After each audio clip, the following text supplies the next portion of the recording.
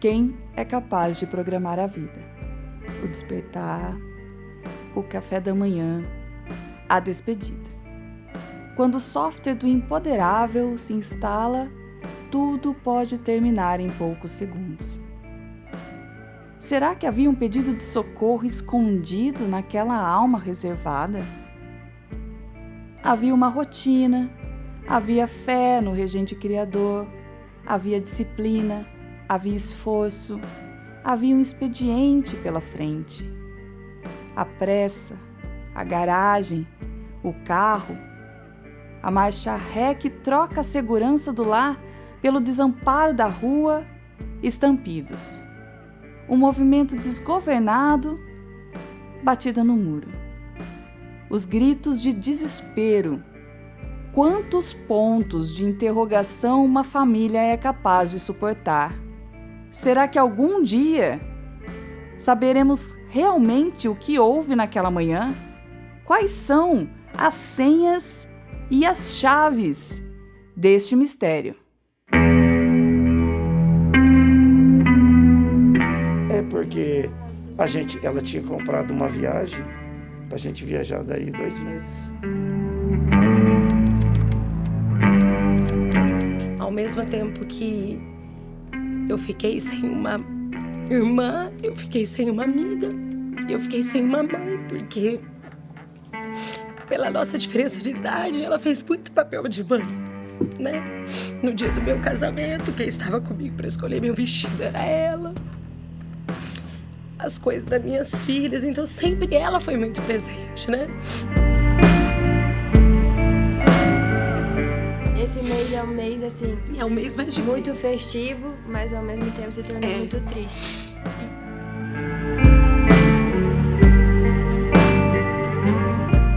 Vocês podem ter certeza que ela era bem humana, sabe? Muito boa, assim, muito... Como é que coisa assim? Muito querida, muito mais... reservada. Se quer falar sobre ela, que ela era reservada, muito na dela. Muito.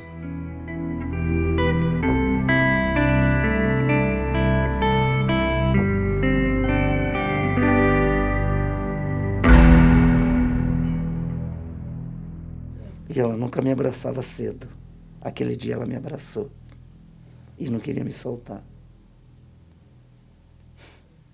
Louco, né?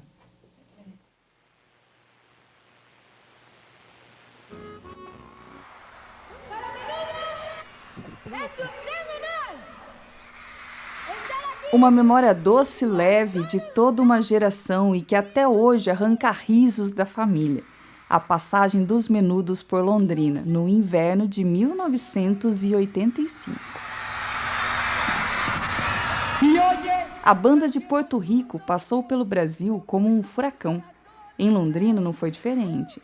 Aeroporto em polvorosa, multidão nos arredores do Hotel do Lago, estádio do Café lotado, cenas de idolatria explícita, onde uma menina de 11 anos se conecta de vez com a sua geração. A mesma que cresceu no ritmo binário da informática.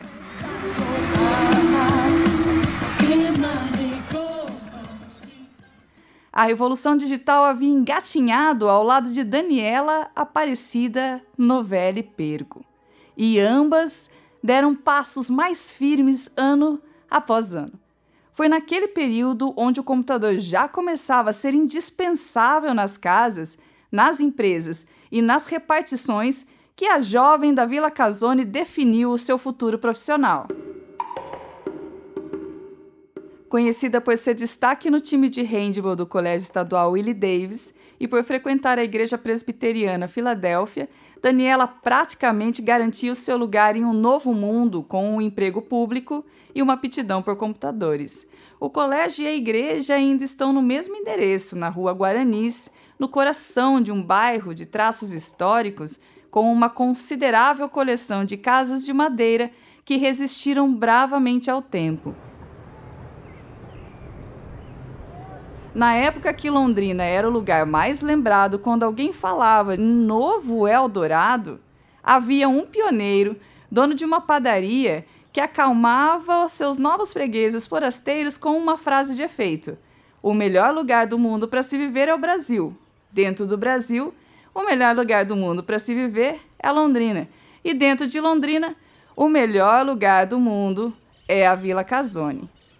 Os melhores anos da vida, no melhor lugar do mundo, e a convivência com gente de fibra que desbravava lugares para recomeçar a vida, fizeram de Daniela uma garota confiante e determinada. O apreço pelo conhecimento, a fé inabalável e uma personalidade resignada eram as marcas registradas de Dani. E aí a gente foi se conhecendo e ela era sossegada e eu agitado. Sempre um contraste. Mas, assim, eu falo que o casamento é uma empresa. E eu e ela era uma empresa que funcionava bem. O mecânico Carlos Henrique, que você acaba de ouvir, tinha 19 anos quando a conheceu. Ela tinha 15. Se conheceram no fim dos anos 1980 na Baturité, boate que marcou a época na noite londrinense. Eles saíam para dançar em eventos no Grêmio Literário, namoraram por 7 anos. Nesse período, ela fez o curso de Tecnologia em Processamento de Dados na Facar, em Rolândia, enquanto ele batalhava na oficina da família, apertando os parafusos da sua máquina de sonhos. Ela chegou a trabalhar em 3 lugares. E fazia faculdade ainda, para nós casar. Aí, por isso que ela trabalhava na prefeitura das 7 a 1.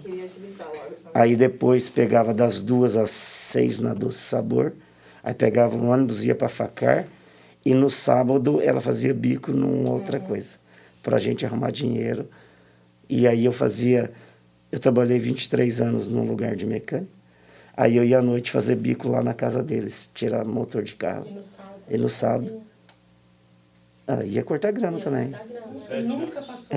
Era um sonho. Não, a gente comprou uma casa, reformou, né? E assim aconteceu.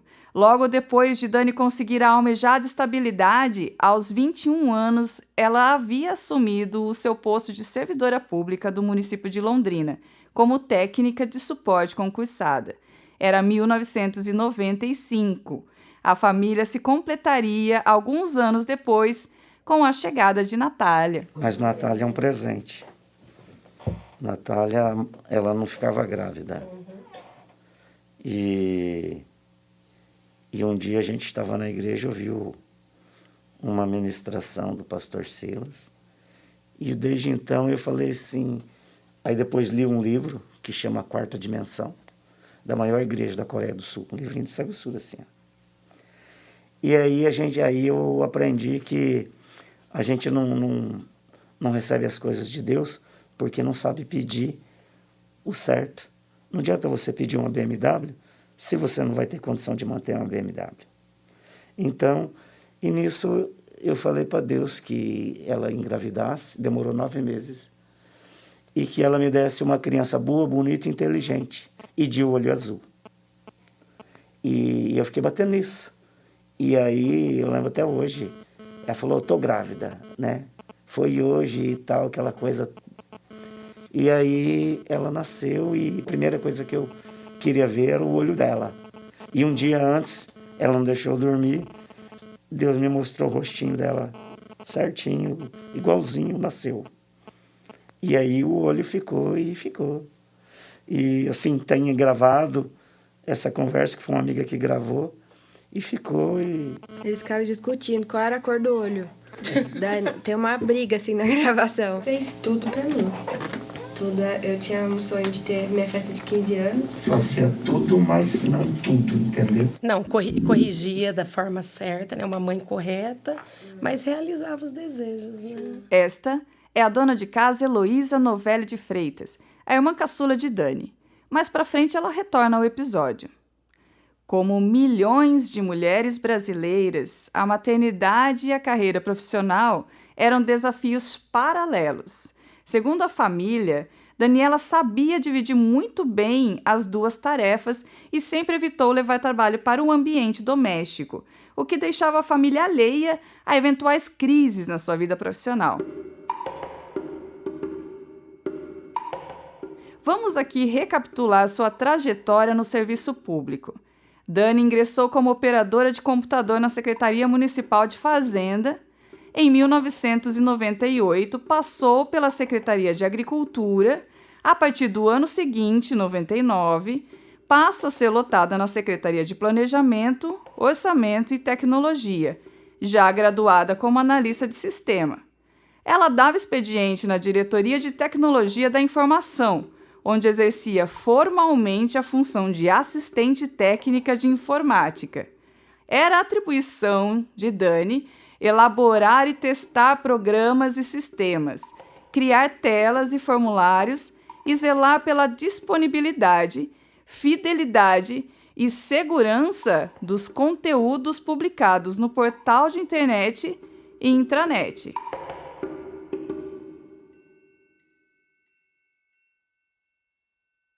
Enquanto Natália crescia e Dani aperfeiçoava seu conhecimento em plena revolução digital, a jovem mantinha seus vínculos comunitários em outra atividade.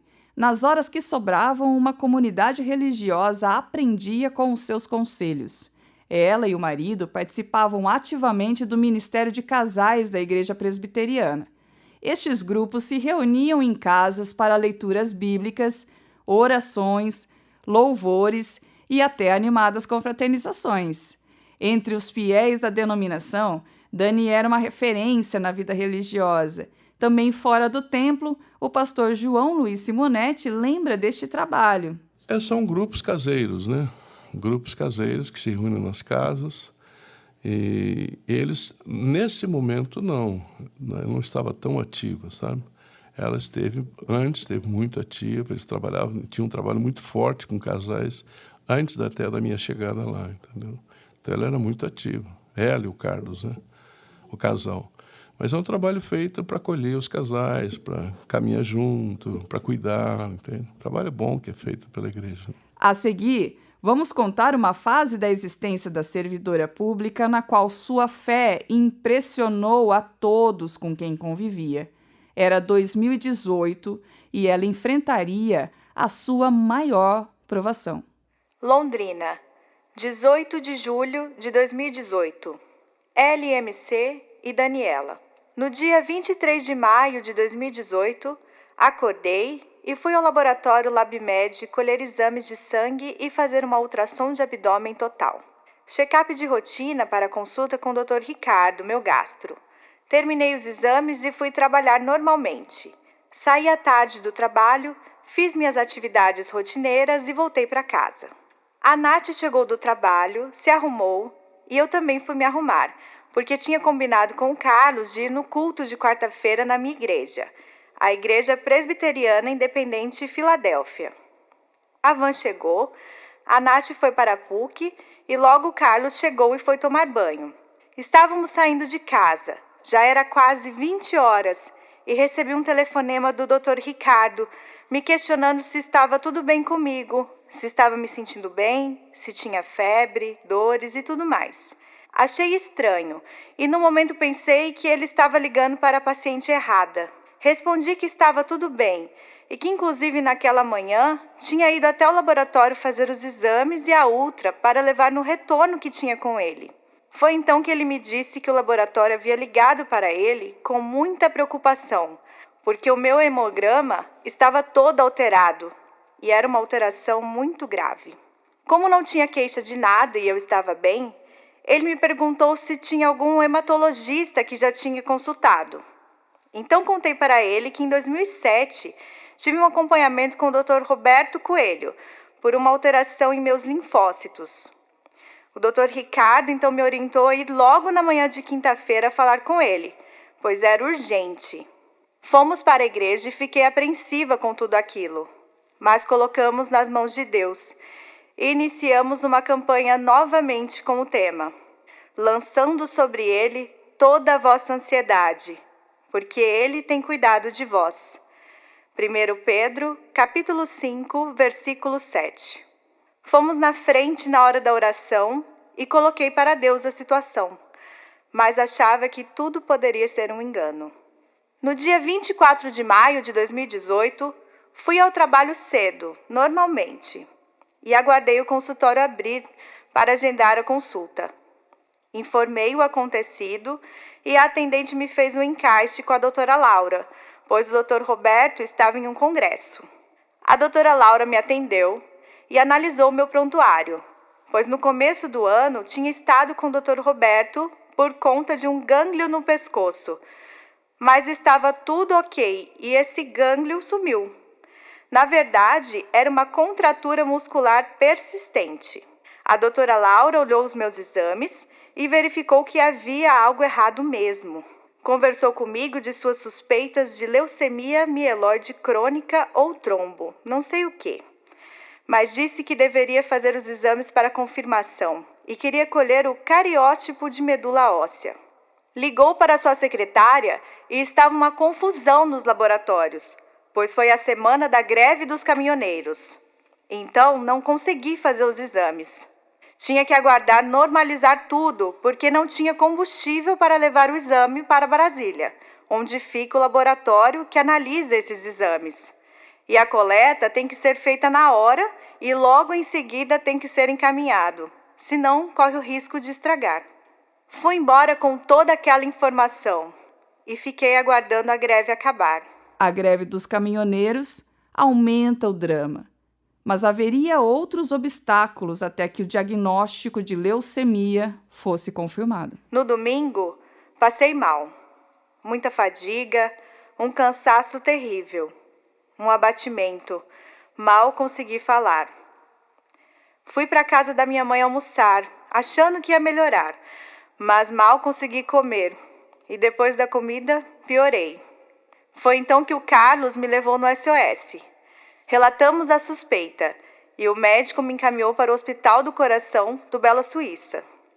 O plantonista me atendeu, acessou meus exames e pediu mais uma bateria de exames para analisar. Ficamos a tarde toda, até comecinho da noite, onde ele falou com o Dr. Roberto, que preferiu que eu tomasse um antibiótico, pois tinha aparecido um pouco de sangue na urina, e me liberou para voltar no seu consultório e colher o cariótipo de medula, assim que a greve acabasse. No desespero da situação, o Carlos pediu oração para o Moisés no culto daquele domingo, porque estávamos muito apreensivos e a greve estava atrapalhando tudo. Recebemos várias mensagens de preocupação e carinho das pessoas da igreja. Ficamos contentes em poder contar com as orações naquele momento. Foi um final de semana e uma semana muito apreensiva. Não tinha o que fazer, pois dependia dos exames. No dia 4 de junho de 2018, a greve tinha acabado.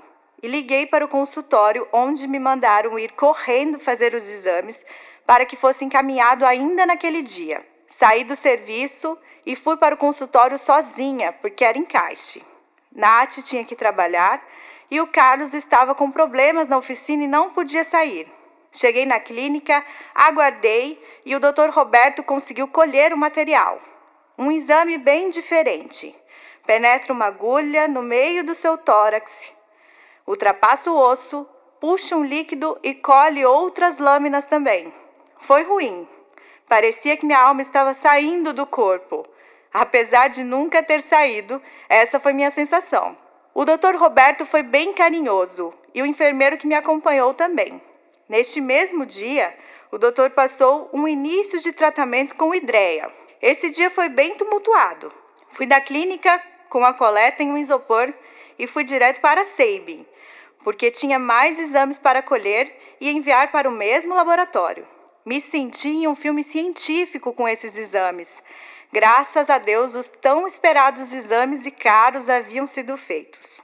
Outra novela foi a liberação da medicação na Capsmel, pois é uma quimioterapia e foi uma confusão. Tive que voltar na clínica, preencher outros papéis, mas graças a Deus, tudo liberado. No dia 13 de junho de 2018, fiz mais uma coleta de hemograma e outros exames. Meu presente de nível. Completei 44 anos. No dia 15 de junho de 2018, tive um retorno com a doutora Laura, porque o Dr. Roberto estava em viagem. E veio a confirmação. LCM, leucemia mieloide crônica. Neste dia, foi passado o meu tratamento, que seria uma quimioterapia oral com Glivec 400 mg. Esperei a liberação da Capsmel e na segunda-feira, dia 18 de junho de 2018, comecei o tratamento. Família, amigos e colegas formaram uma corrente de energias positivas. A força externa, mas principalmente a fé interna, explica a experiência que ela relata com todos os detalhes. No domingo, a Elô me chamou para irmos à sua igreja, pois o pastor Fábio estaria ministrando. A mensagem foi maravilhosa e já estava cheia com a mensagem que ele trouxe. No final, a Elô me chamou e fomos até ele para ele orar por minha vida. Foi tremendo. Cheguei perto dele e não abri minha boca. Ele estava orando por uma irmã e no meio da oração, Deus começou a falar com ele da minha vida. O Senhor me dizia assim: tem um anjo de branco atrás de você, um anjo médico, e estou vendo todo o sangue do seu corpo sendo bombeado. Deus está trocando o sangue do seu corpo. Nisso, senti o meu corpo todo esquentando, e ele não sabia de nada que estava acontecendo. Só dizia que o que ele via era tremendo, maravilhoso, e o céu estava em lágrimas. Foi tudo muito forte, tudo o que estava acontecendo. Também veio para confirmar as orações do pastor Silas, que ora comigo, pedindo para Jesus entrar com sua mão poderosa e trocar o sangue do meu corpo. Nesse dia, tivemos certeza que a cura se completa em minha vida. Mesmo assim, continuo com o tratamento como o médico está me orientando, pois vamos comprovar a cura com todos os exames. Com 15 dias de tratamento, precisei realizar um novo exame de sangue para saber como estava. Tive retorno com o Dr. Roberto, que ao abrir os meus exames, brincou comigo que aqueles exames não eram meus, pois estavam ótimos. Manteve o tratamento e teve alguns ajustes devido aos efeitos colaterais, como enjoo, dor de cabeça e muito inchaço no rosto. Agendamos uma nova consulta. Durante esses dias, tive vários conflitos de remédios que eu já tomava há algum tempo e tive que ajustar conforme os dias iam passando. Precisei parar de tomar o antidepressivo porque me sentia muito mal. Ficava completamente transtornada, sem raciocínio nenhum quando tomava ele. Entrou em conflito com os outros remédios. Foi difícil, mas conseguimos ajustar. Estou me adaptando somente com o Donarém durante a noite, pois dá muito sono. Colhi os exames em 5 de agosto de 2018. E no dia 9 de agosto de 2018, fomos para uma consulta com o Dr. Roberto. Novamente os exames estão ótimos. Somente a tireoide que alterou e vou precisar passar com a doutora Rosângela para ajustar a dose. O Dr. Roberto pediu para confiar nele e não ouvir bobagens que as pessoas dizem e até muitos médicos desinformados. Olhou em meus olhos e pediu para eu confiar nele e, quando tiver dúvidas, tirar somente com ele. Disse que essa doença hoje está muito tranquila para ser tratada e eu estou indo muito bem no tratamento. Uma notícia ótima é que tiramos o ASS e ele passou uma nova fórmula do Glivec, que causa menos efeitos colaterais. Bom, hoje é 13 de agosto de 2018 e os efeitos colaterais já estão bem mais fáceis de suportar.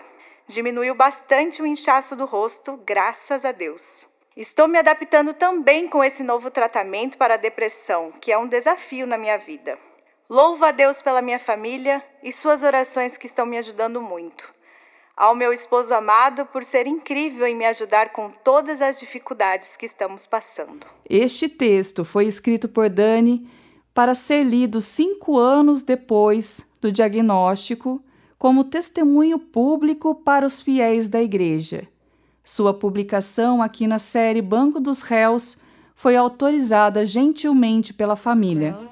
A gente achou que era uma alteração no exame normal, né? Porque ela já tinha tido uma alteração uns anos atrás e não foi nada.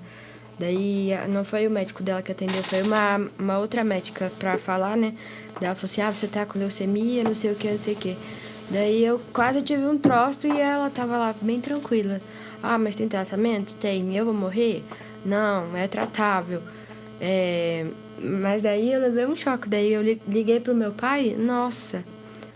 Daí ele ficou apavorado, porque quando você pensa em leucemia, né, já pensa que a pessoa vai morrer. Daí o meu pai, ele esqueceu que a minha avó é muito apavorada, né? Daí ligou pra ela, falou, a Dani tá com leucemia. A minha avó já achou que ela tava morrendo.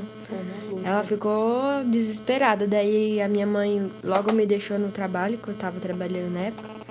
E daí ela foi lá na minha avó, daí ela falou, mãe, calma, não vou morrer. O médico falou que é tratável, né? E ela tinha muito problema de saúde, assim, em relação à coluna, né? Ela já tinha operado desfiladeira e coluna. Daí ela sentia muita dor, né? Daí ela falou assim que se fosse pra ela ter essa doença, né? E pra ela não sentir tanta dor igual ela sentia, que seria bom, porque daí Deus ia estar tratando ela, porque ela sentia muita dor. Ela sempre muito centrada, né? Até no momento que a gente que tinha que ajudar, ela que passava tranquilidade, né? Depois de ficar afastada um curto período por conta do tratamento, a servidora municipal voltou ao trabalho no início de 2019. Seu expediente continuava o mesmo, das 7 da manhã a 1h da tarde. A única diferença na rotina foi o local de trabalho, que passou a ser uma sala reservada no prédio da prefeitura. O isolamento se justificava pela baixa imunidade típica dos pacientes de leucemia. Não que ela não sofreu com a leucemia, ela sofreu bastante. Ela teve hipersensibilidade ao frio, então até no trabalho dela teve que ter uma mudança de tudo por causa disso. Ela ficou afastada um tempão. Até acertar a medicação, ela sofreu muito. Né? Acertar a medicação, eles arrumarem um lugar para ela ficar lá na prefeitura, porque a sala lá era muito gelada, ela não conseguia ficar. Ela teve depressão pós-parto, você entendeu? Foram 20 anos. Daí nessa época ela sofreu um pouco com a depressão também. Daí foi uma sequência, assim, de fatores, né? Daí até a prefeitura arrumar um lugar para ela ficar, tudo, demorou. Mas ela não ficou muito tempo nesse lugar que eles arrumou. Ficou bem pouco. Um pouco tempo. Acho que a DTI é no segundo andar, ela ficou no térreo. Junto... Tem uma roletinha ali, dela ficou entrando ali. Acho que perto do pessoal de redes, eu acho. Ela ficava só ela naquela sala. Só ela. Sozinha. Não. Eu acho que ela voltou de atestado. Foram 6 meses. Uns 6 meses no máximo. Acho que menos ainda. Nem isso, né? Não. Mas ela ficava bem Ela afastada. trabalhava pro departamento normal, só nessa sala isolada.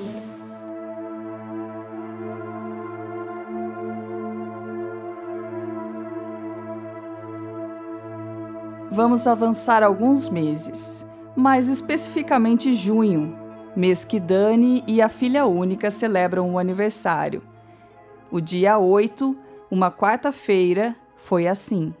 Na quarta-feira é um dia que ela não iria na minha mãe de forma nenhuma. Era o dia que ela tinha as correrias dela. E naquele dia ela me ligou um pouco antes do almoço, falou, você vai na mãe? Eu falei, eu vou, mas eu vou passar numa menina da igreja que ganhou o neném primeiro, vou ver o neném dela e vou logo. Aí eu cheguei, minha sogra que me deixou lá na minha mãe, ela estava no portão me esperando. Aí a gente entrou, assistiu TV junto, passamos a tarde toda junto. Aí ela me deixou em casa, era umas 7h da noite. Até ia ter um negócio da neta do meu irmão, né? A gente ficou naquela, e agora? Vamos, não vamos, não vamos, né? Aí ela foi embora, aí eu ainda falei pro meu marido, falei, eu vou ligar pra ela e vou falar pra gente ir na quarta-feira à noite. Só que daí eu falei, não, mas na quarta-feira eles têm culto. Falei, não vou ligar não, porque ela deve estar na igreja, né? E na quinta-feira de manhã aconteceu, né? Na quinta, eu cheguei muito tarde em casa, Na porque... quarta, né? na quarta, porque eu tava em semana de prova. E daí eu sou muito ansiosa, igual ela. E eu tava preocupada porque eu tinha que passar no exame no outro dia, na quinta-feira à noite. E daí eu cheguei em casa, eu tinha que jantar ainda, então eu tava comendo bem rápido e já fui pro meu quarto estudar. Daí eu lembro que a nossa cachorrinha foi pro quarto dela, e daí isso já era mais de meia-noite. Daí ela falou assim, Nath, vem deitar um pouco com a mãe. Daí eu falei, não mãe, não posso, tô estudando. Daí ela chamou mais 2 vezes e eu não fui deitar com ela. Depois, no outro dia, a única cena que tem é da morte dela. E ela nunca me abraçava cedo. Aquele dia ela me abraçou e não queria me soltar. Louco, né? Uma semana antes, no dia 30 de maio, ela foi na minha mãe e ela falou que tinha tido um sonho. Até ela postou no Facebook dela um vídeo em relação ao arrebatamento. E ela falou assim pra mim, pra minha mãe, eu lembro que eu tava lavando louça e ela encostada na janela. E ela falou assim pra minha mãe, eu tive um sonho. Só que eu achei que foi um sonho diferente, porque as pessoas eram arrebatadas, mas eu não era. Eu tava junto com os anjos tocando trombeta. Parece, assim, que foram coisas que foram avisando, né? Situações que fora da nossa rotina, né?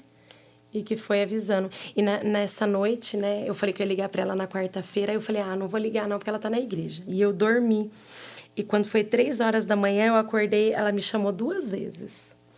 Aí eu acordei, fui, olhei as meninas, olhei as coisas, tudo. Aí até acordei ele. Falei, amor, eu falei assim, assim, assim. Falei, eu orei e dormi de novo. Aí quando foi de manhã, porque a mais velha minha já estava trabalhando. E ele deixava ela no terminal antes de ir pro serviço dele, que o namorado dela pegava ela no terminal. E daí eu falei pra ele, amor, eu vou falar pra Isabelle tomar cuidado, porque eu fiquei incomodada com esse negócio que aconteceu à noite, né? Aí a hora que eu desci do carro, eu falei assim, não vou falar nada e não fala nada pra não preocupar ela. E entrei. A hora que eu entrei, acho que deu uns 10 minutos, aí tocou o telefone. A jornalista Fernanda Sirkia fará as locuções da reportagem publicada pela Folha de Londrina, da descrição que consta no laudo da Polícia Científica.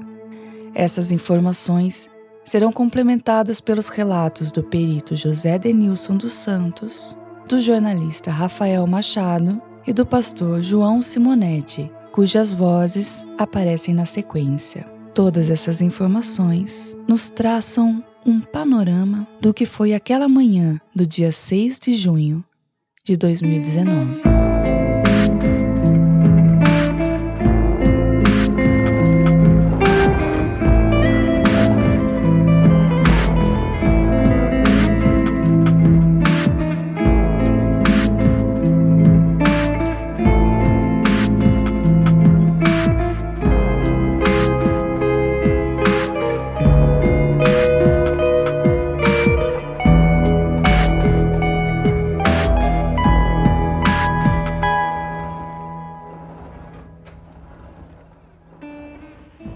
Uma funcionária da Prefeitura de Londrina foi morta dentro de seu carro ao sair de casa na manhã desta quinta-feira na zona sul de Londrina. O crime ocorreu na rua Francisco Feijó Sanches, Jardim Petrópolis. Daniela Aparecida Novelli Pergo, 44 anos, atuava na Diretoria de Tecnologia de Informação do município e seguia para o trabalho quando foi atingida por 4 disparos de arma de fogo. Segundo a tenente Morgana Chagas, do 5º Batalhão da Polícia Militar, familiares ouviram os disparos e saíram para ver o que tinha acontecido. Quando cruzaram o portão, viram o corpo no banco do motorista. O local foi isolado para que os peritos do Instituto de Criminalística realizassem os trabalhos. O perito José Denilson Santos, da Polícia Científica, contou que a funcionária pública foi morta já no veículo. Pelas imagens de câmeras de segurança, ele afirma que é possível ver um homem que teria se escondido em um recuo, esperando a vítima sair de casa para atirar. Ele não roubou nada, apenas teria efetuado os disparos e fugido em seguida. Ao deixar a residência, sozinha, por volta das 6h30, a servidora foi atingida por 4 tiros, 3 no rosto e 1 no pescoço.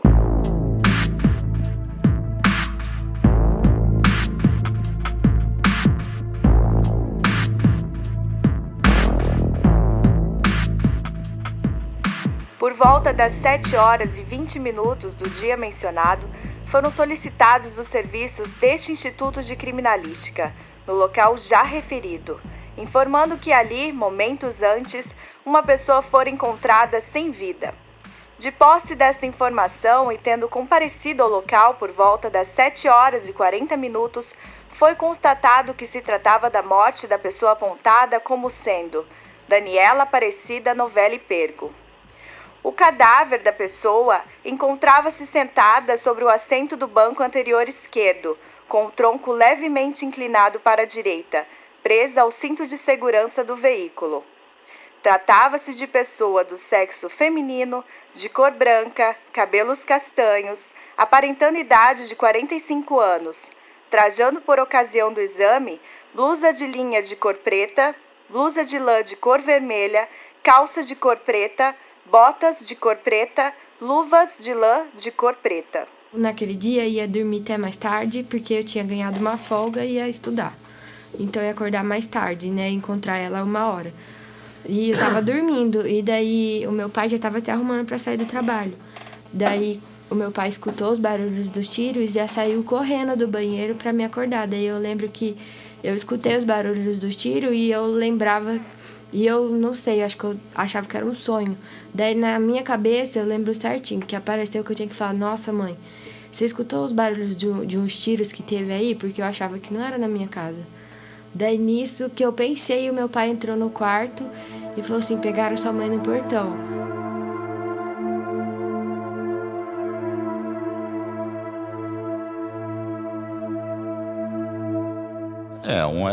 É um local de crime, né? Teoricamente, chamaram como um local de um homicídio, né?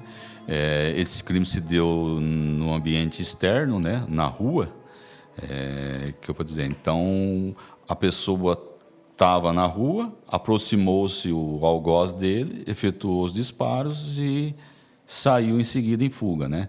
Então, nesse local ali, não teve muito a permanência dessa pessoa. Ele não teve, assim, não tocou em material, não tocou no veículo, teoricamente não tem uma impressão, não tem um cabelo dele, né? Pode até ter caído, mas no ambiente externo, vento, tudo, fica um pouco mais complicado o alcance dessa perícia. Então, sobra, vamos dizer assim, pouca coisa não, é diferente de um local interno, né, que a pessoa permanece no local, saber se houve um arrombamento, se ele foi permitida a entrada, se não foi. Então é mais rico em detalhes, em detalhes materiais, né? Nessa abordagem geralmente desse crime durante a rua, a pessoa chega, é abordada, foi feito os disparos e sai em fuga. O que fica no local, geralmente, é material de balística, né? Material de balística, ou a não ser que ela deixa cair alguma coisa, né? Algum objeto, que não foi o caso, não conseguiu. A pessoa estava saindo do portão da sua casa, ela já teria saído para a calçada com o seu veículo, ela estava com o cinto de segurança fixado e chegou uma pessoa a pé, né? Não teria descido de nenhum veículo, e efetuou os disparos ali com o vidro fechado mesmo. O carro estava com o vidro fechado, chegou na porta do motorista e efetuou os 4 disparos ali próximos e em sequência. Então, os tiros foram próximos, né, na realidade, a queima-roupa, mas por lado de fora do veículo. Foram praticamente encostados o revólver, foi um revólver, porque não a ausência de uma arma não automática, foi encostado no vidro, né? No vidro. Então, e próximos, como eu disse lá, foi encontrado um projétil, né, que transfixou a cabeça da vítima e foi encontrado na hora no local, um chumbo nu com massa ali de característica de ser uma arma calibre 38.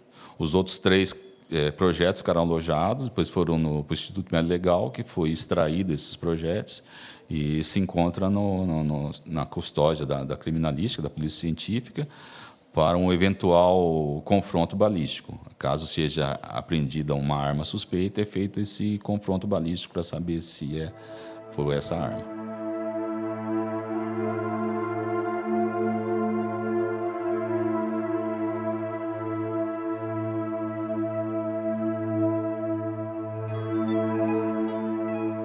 O que aconteceu? Aquela região da cidade é uma região tranquila. Fica ali perto do Hospital do Câncer, uma rua apertada, né?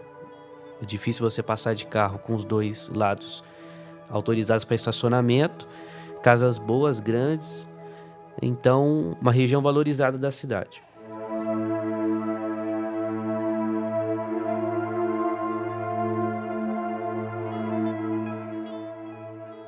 Uma perda ela é extremamente dolorosa, né?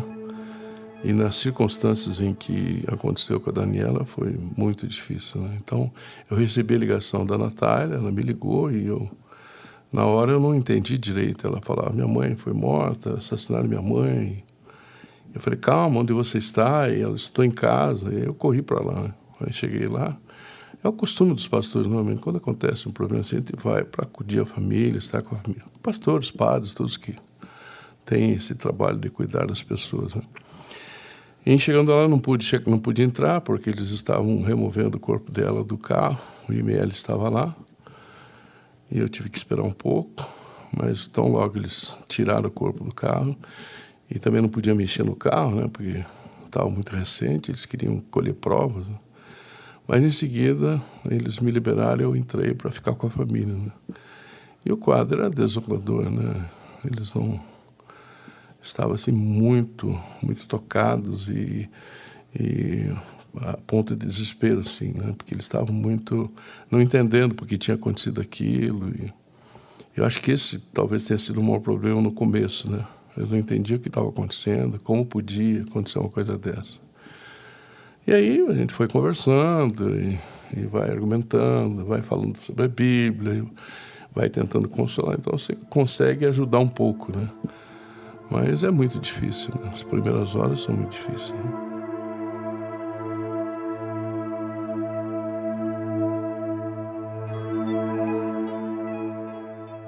Os sinais de execução e o fato de Dani ser servidora municipal fizeram o crime desencadear uma onda de especulações que varreu Londrina.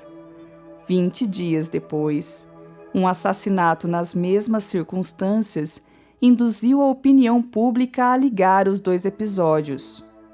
Em uma rua tranquila, na Vila Casone, este é o bairro onde a Dani morou, estudou e ia aos cultos da igreja presbiteriana, lembra? Carlos Evander Azarias foi morto em casa, também com fortes indícios de execução.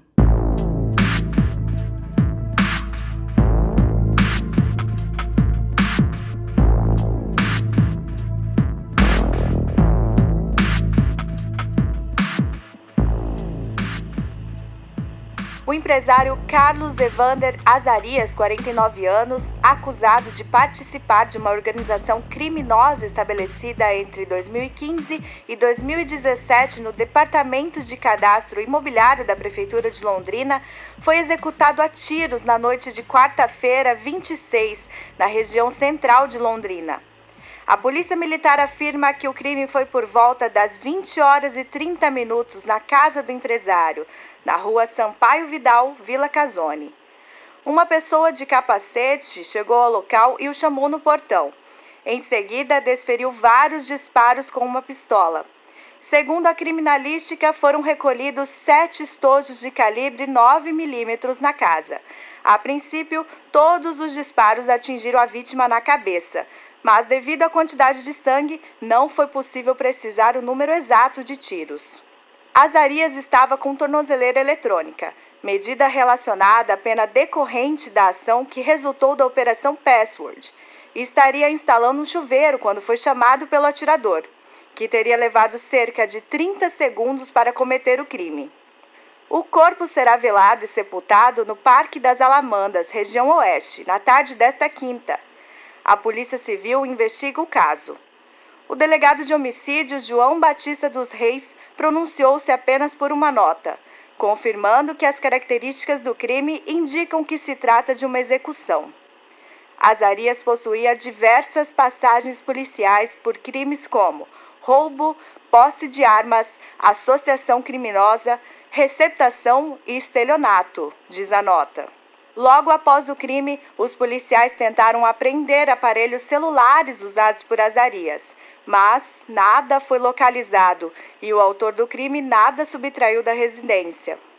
A nota ainda informa que nenhum celular foi localizado na casa, nem mesmo com os familiares da vítima. A polícia ressalta que não há nada até o presente momento que indique que o crime tenha relação com a Operação Password, conduzida pelo GAECO, o Grupo de Atuação Especial de Combate ao Crime Organizado, que investiga fraudes no IPTU, Imposto Predial Territorial Urbano em Londrina.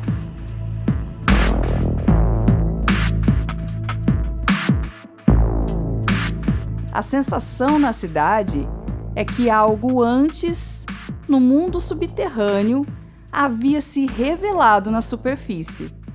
2 execuções e um escândalo de corrupção envolvendo servidores pulsavam no noticiário.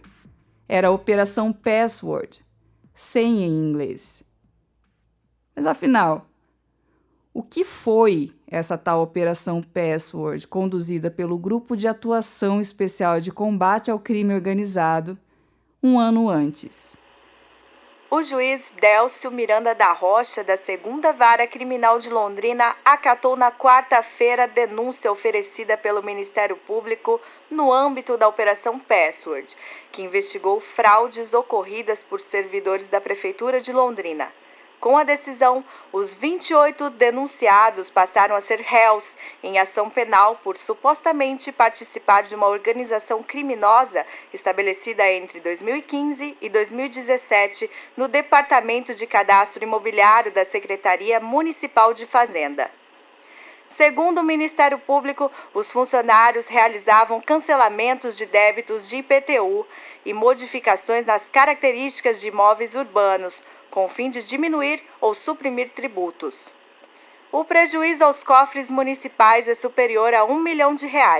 Os demais réus são empresários ou contribuintes beneficiados pelo esquema fraudulento e uma ex-estagiária. A Password foi deflagrada em maio de 2018 pelo GAECO, Grupo de Atuação Especial de Combate ao Crime Organizado. Esta decisão já era esperada, porque apresentamos uma denúncia com um quadro probatório robusto.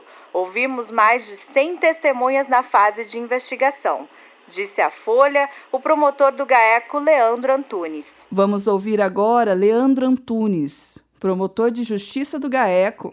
É ele quem explica qual foi o objeto da operação e como funcionava a fraude. Tudo acontecia ali no setor de cadastro imobiliário da prefeitura. Basicamente, o que possibilitou essa fraude foi a inserção fraudulenta aí de dados inverídicos no sistema da prefeitura.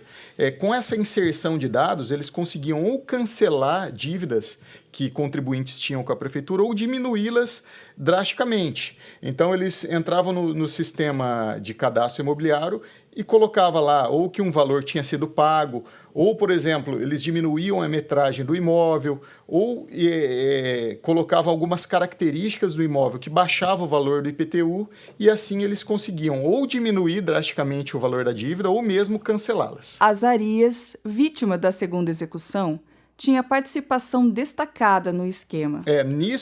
Nesse momento entra um personagem que talvez seja o principal de toda essa organização criminosa, que é o pai dessa estagiária. Ele já possuía outras passagens, já tinha envolvimentos criminais anteriores e coube a ele angariar, entre aspas, clientes para esse esquema. Ou seja, pessoas interessadas nesse tipo de cancelamento, nesse tipo de fraude, e ele cobrava um percentual da dívida para fazer esse esquema. Então, essa pessoa, esse particular, ele funcionava como uma espécie de ponte entre os servidores municipais e as pessoas interessadas nesse tipo de prática ilícita. Outra coisa que também ficou muito clara na investigação é que, em alguns casos, esse personagem, esse investigado, agia, na verdade, praticando fraudes contra os interessados também. Ele alegava que tinha uma espécie de precatório com a prefeitura e que ele poderia abater as dívidas usando o precatório dele. Então, essas pessoas acreditavam nessa falsidade, que na verdade não existia precatório nenhum, e pagavam um percentual da dívida para ele supostamente abater desse precatório, mas na verdade o que ele fazia era acionar essa parte do grupo que estava dentro da prefeitura, e essa parte fazia essas modificações ou esses cancelamentos que eu mencionei para os senhores.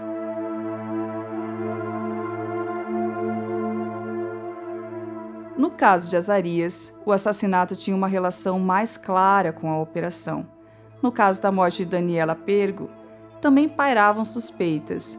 No dia seguinte à morte dela, questionado pelos jornalistas, o promotor Leandro não descartava que a motivação do assassinato da servidora poderia estar relacionada à Password. já na noite do assassinato da Daniela Pergo, eu recebi diversas informações, diversas ligações, jornalistas me procurando e tentando fazer essa ligação, né? Inclusive, eles já afirmavam que tinham matado uma das informantes do caso Password. Mas, assim, o que eu posso dizer é que a Daniela nunca foi uma informante desse caso. Ela nunca chegou ao GAECO e trouxe informações. Pelo menos diretamente isso não aconteceu.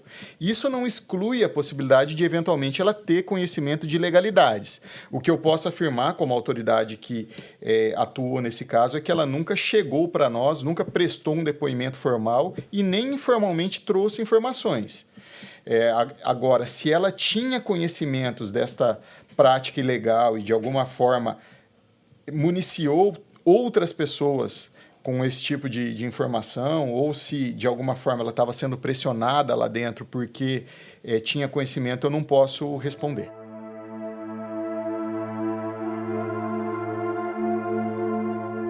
Daniela não estava entre os 28 denunciados pelo GAECO, porém a sua função na prefeitura aumentava os rumores. Afinal, Dani trabalhava na diretoria de TI, em uma gerência responsável por cuidar do sistema tributário. Ainda tinha outro detalhe: Dani já havia trabalhado na Secretaria de Fazenda. Então, a gente procurou ter esse trabalho responsável de não colocar ela em nenhuma condição, né? Ela foi executada porque ela era uma queima de arquivo, ela tinha participação no esquema de corrupção. A gente nunca fez essas ilações, essas perguntas, essas suposições, porque não havia nenhum elemento, nenhum indício de que ela tinha algum envolvimento, né, nesse possível esquema de corrupção. Não há nem confirmação, pelo menos oficial, desses dois fatos, né, da operação e a execução dela. Então, como é que a gente vai ser irresponsável, né, jornalisticamente falando, em acusar a Daniela de um indício de corrupção ou de que ela estava foi uma queima de arquivo, né?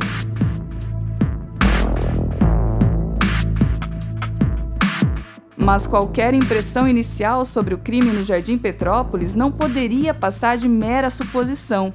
Desde o início, era baixo o nível de transparência da investigação e a busca da família por respostas esbarrava numa polícia lacônica. Sigilo, sigilo, sigilo, e ia na delegacia, sigilo, sigilo. Eu e esse daqui, a gente de 15 em 15 dias, durante uns 3, 4 meses, a gente estava na delegacia.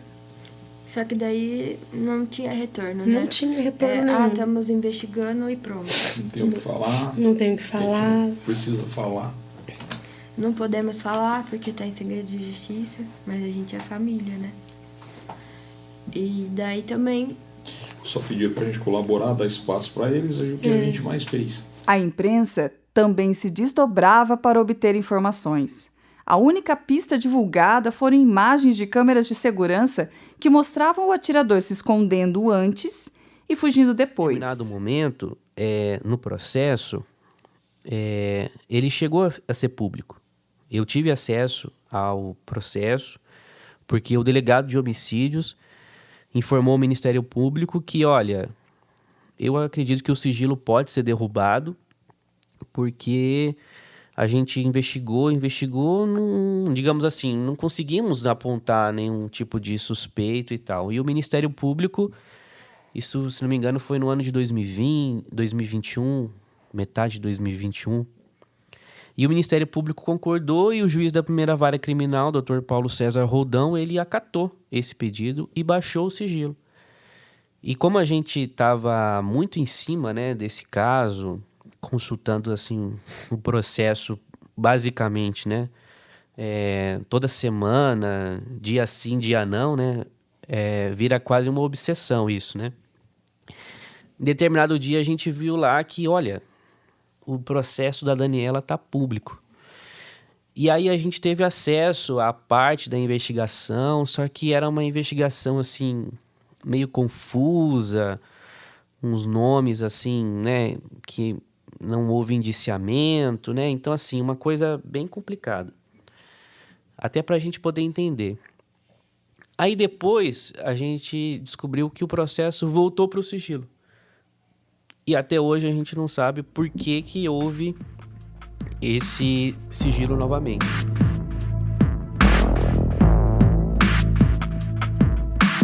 Em 2020 e 2021, quase nada do mistério de Daniela foi decifrado. Por outro lado, o crime que aconteceu 20 dias depois, o de Azarias, avançava em outro ritmo.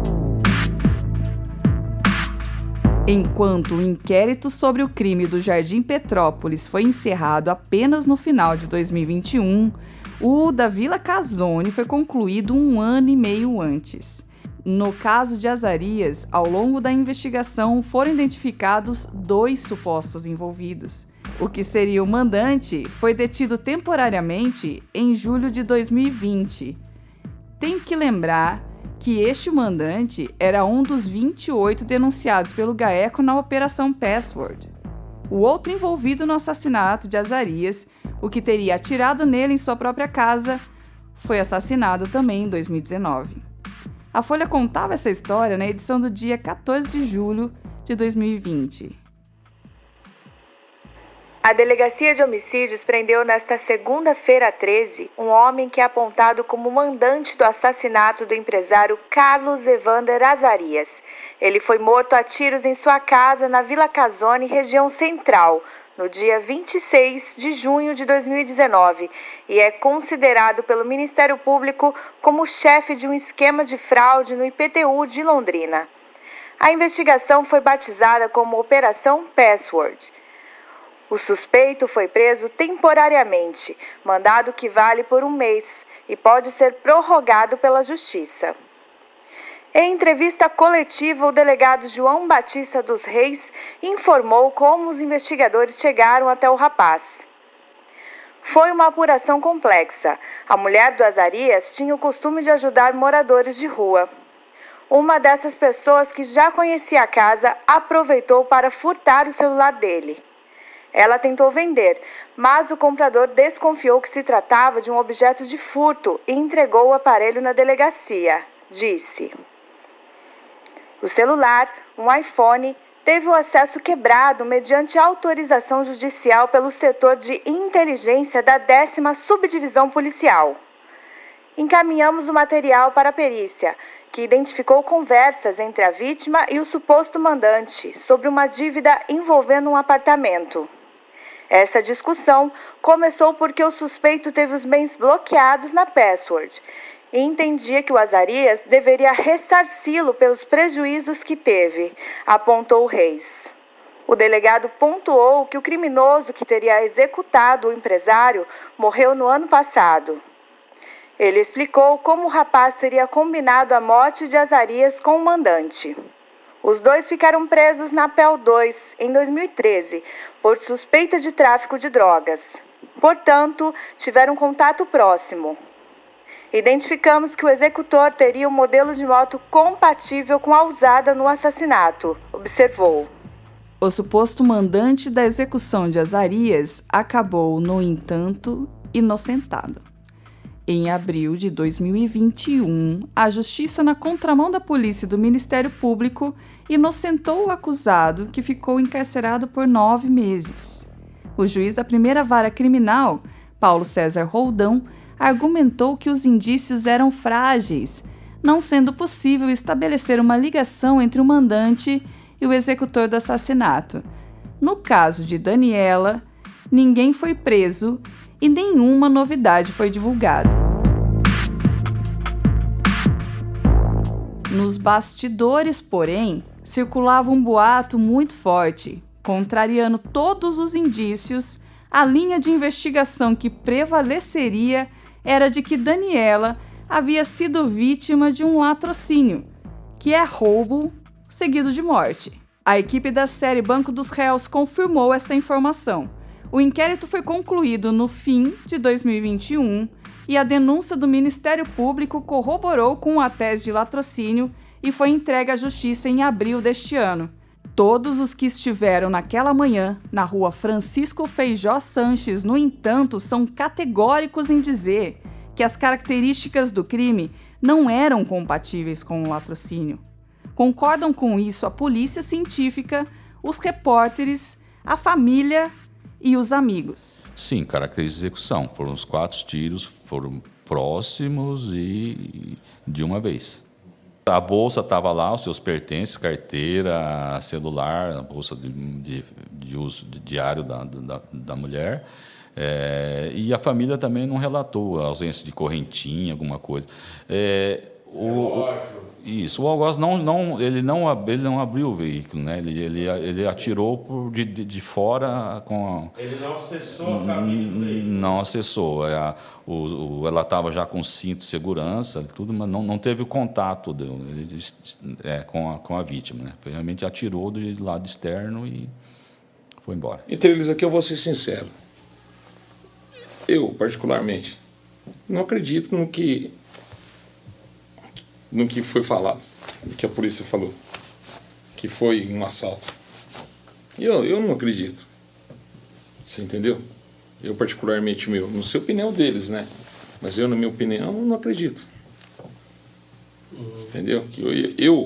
Eu acho que tem muita brecha, tem muito furo aí. Porquê, muita né? coisa, sabe? Então, eu não acredito que foi simplesmente uma pessoa que tramaram lá preciso de um carro para igual e foi lá e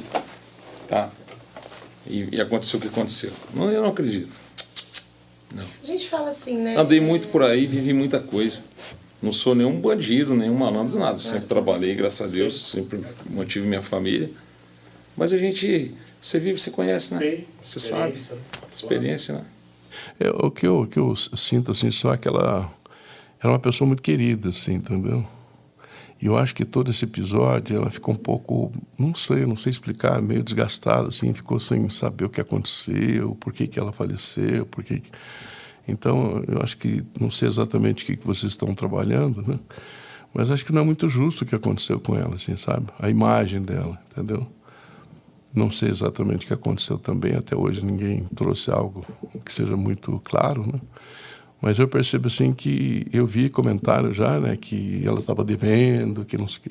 Isso não é verdade, entendeu? É que parece que ela tinha culpa, entendeu? Parece que as pessoas comentando, via ter reportagem em canais de televisão. Eu desligava, sabe, que eu achava aquilo porque se conhecesse ela, saberiam que ela uma pessoa muito pura, muito boa, muito dada, sofria com o problema de depressão, entendeu? Então, mas era uma pessoa muito correta, muito direita, certo do que fazia. Bom, meus ouvintes, para que vocês cheguem às próprias conclusões, vamos esclarecer aqui as diferenças entre 2 tipificações delituosas, o homicídio e o latrocínio.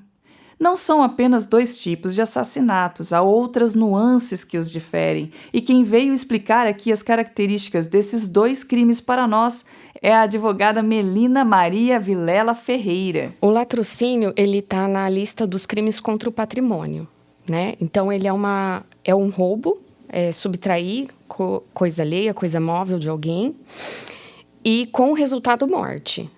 E essa pena começa de 20 a 30 anos. Né, para quem cometeu esse crime. Não vai a júri popular. É a motivação do crime, né? Eu entro para roubar e mato essa pessoa. Eu quero o patrimônio da pessoa. É a minha vontade que vai definir o que é latrocínio, né? Já no homicídio, é a vontade de matar alguém, né? É o crime contra a pessoa. Além dessas distinções, há um elemento importante nesta história: a instituição do tribunal do júri, o que pode alterar a estratégia da defesa e da acusação. Os crimes que vão para tribunal do júri são crimes dolosos contra a vida.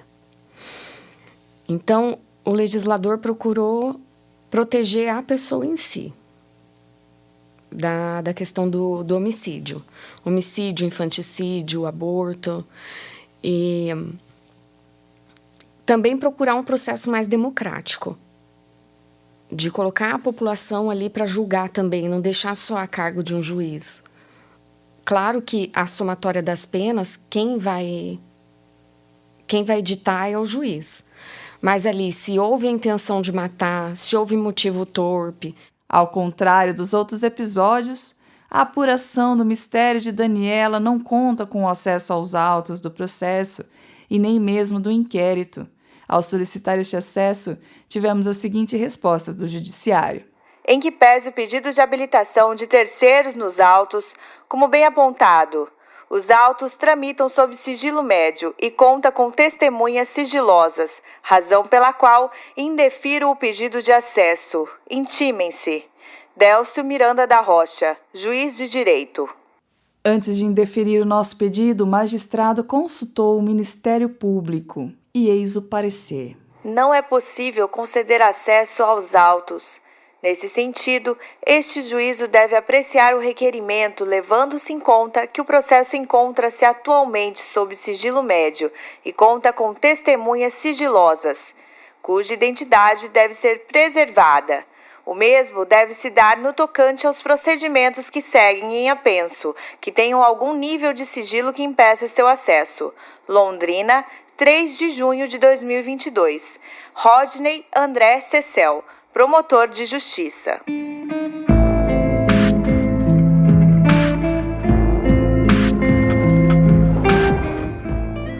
Para a cidade, o caso de Daniela Pergo merece atenção porque revela muito sobre transparência na administração pública, sobre relações de poder com organizações criminosas e sobre a capacidade dos órgãos de controle de encontrar e punir os culpados. Para a imprensa, é difícil encontrar um caso com tantos desafios. O de investigar, o de revelar a verdade para a opinião pública curiosa e vigilante, o de não esquecer os aspectos humanos envolvidos na história, o de honrar sua função primordial, que é fiscalizar o poder, seja ele econômico, político ou judiciário. Para a família, o trágico acontecimento é seguramente um trauma invencível, mas há alívio para tanta dor, o bálsamo das boas lembranças. Seja um louvor na igreja, seja uma festa de casamento, uma viagem romântica. São as lágrimas doces que dão alento e sentido para a caminhada neste mundo. É como se Daniela fosse um baú imaginário no qual os seus se reabastecem de força e afeto. Mas é igual minhas filhas falam, mãe. Você precisa reagir, você precisa, porque a minha vida parou, né? Muito. Só que eu precisei ser forte porque eu tinha cuidado do meu pai e da minha mãe. Eu fico sonhando com ela, que ela tá viva e depois, peraí, ela não tá. Essa semana mesmo eu sonhei. Uma coisa que ela ficou feliz foi que antes de acontecer ela conseguiu realizar 50 anos de casado, a festa do pai dela. Foi final de maio e ela faleceu começo de junho, né? É porque ela sempre foi muito quietona. E agora mesmo eu tava aqui lembrando dela sentada no sofá, no cantinho, só olhando. E quando ela era pequena eu cuidava muito, sabe? Mas a gente fala assim, às vezes a gente fica alguma coisa sem resolver.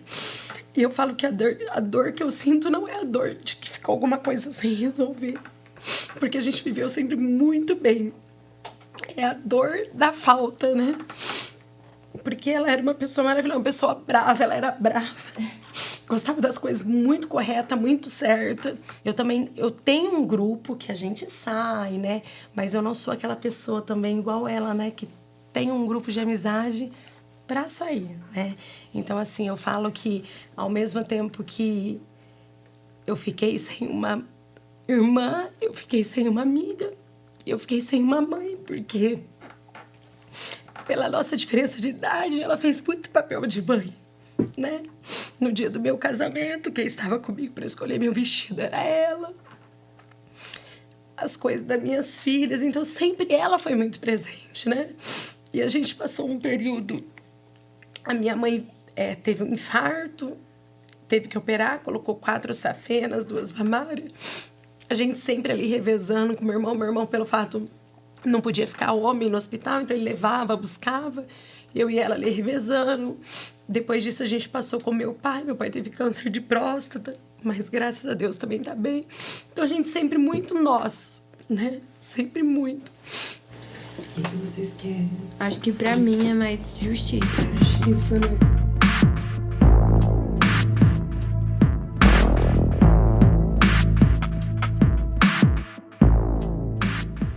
Esta reportagem foi realizada com informações de arquivos públicos, testemunhos pessoais, reportagens da Folha de Londrina e, neste episódio, não tivemos acesso aos autos do processo e nem ao inquérito policial.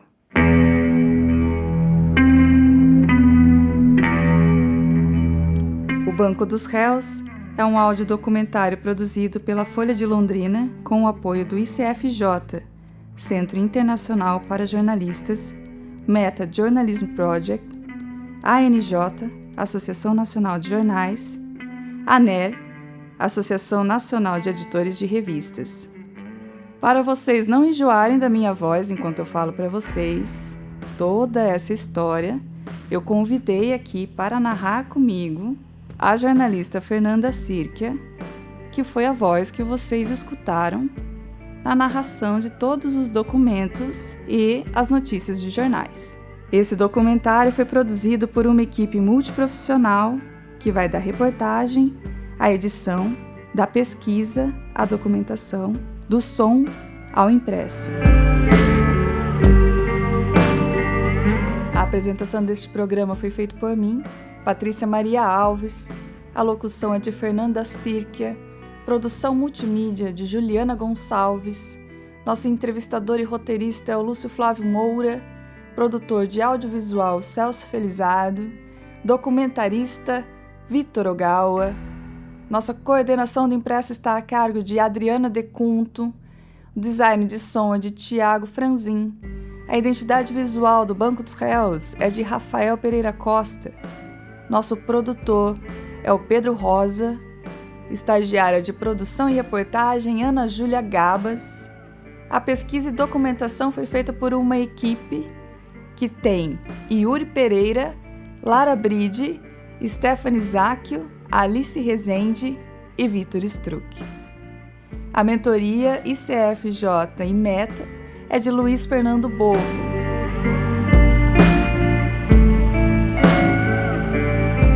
No próximo e último episódio da primeira temporada de Banco dos Réus, você vai saber como a cidade de Londrina evoluiu nesses últimos 30 anos abordados pelo programa.